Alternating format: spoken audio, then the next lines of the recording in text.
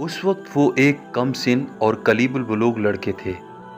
वो रोज़ाना मक्का के एक रईस उकबा बिन मुइत की बकरियों को लेकर इन्हें चराने के लिए इंसानी आबादी से दूर मक्का की पहाड़ियों और वादियों की तरफ निकल जाया करते थे।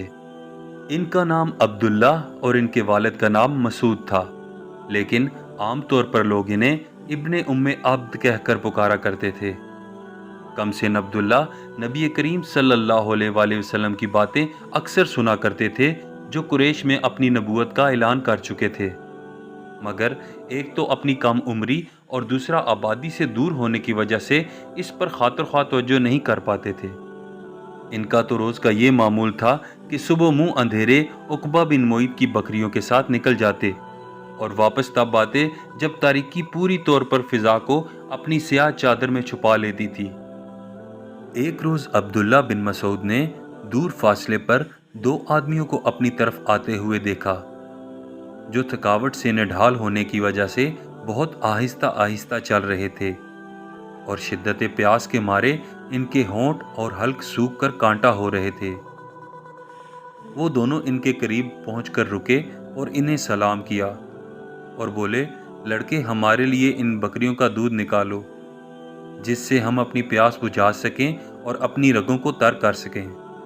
अब्दुल्ला बिन मसूद ने इनसे माजरत की और इनसे कहा कि मैं इन बकरियों का दूध आपको नहीं पेश कर सकता, क्योंकि ये मेरी नहीं हैं बल्कि मेरी अमानत में हैं। मैं इनका मालिक नहीं, अमीन हूँ। अब्दुल्ला बिन मसूद का ये जवाब सुनकर इन दोनों ने किसी किस्म की नागवारी या नाराज़गी का इजहार नहीं किया, बल्कि इनके चेहरों से जाहिर हो रहा था कि उन्होंने इस जवाब को पसंद किया है।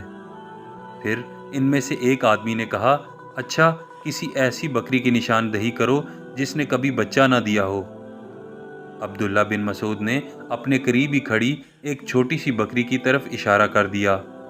वो आदमी इसके करीब गया, इसे पकड़ा और अल्लाह का नाम लेकर इसके थन पर हाथ फेरने लगा।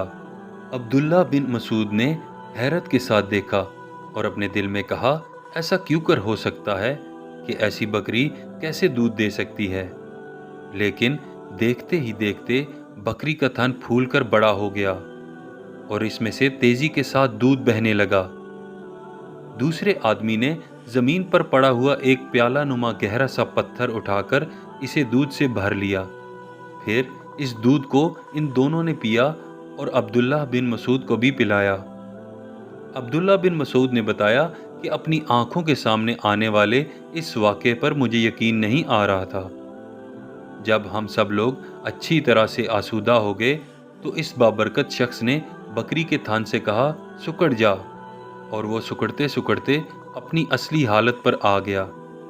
उस वक्त मैंने इस बाबरकत शख्स से कहा, वो कलमात जो आपने अभी कहे थे, इनमें से कुछ मुझे भी सिखा दीजिए। तो उन्होंने जवाब दिया कि तुम एक सिखाए पढ़ाए लड़के हो। दोस्तों, ये इस्लाम से हज़रत अब्दुल्ला बिन मसूद रज़ी अल्लाह तआला अन्हु की शनासाई की कहानी का आगाज़ था और वो मुबारक हस्ती हज़रत मोहम्मद मुस्तफ़ा सल्लल्लाहु अलैहि वसल्लम और उनके साथी हज़रत अबू बकर सिद्दीक़ रज़ी अल्लाह तआला अन्हु थे।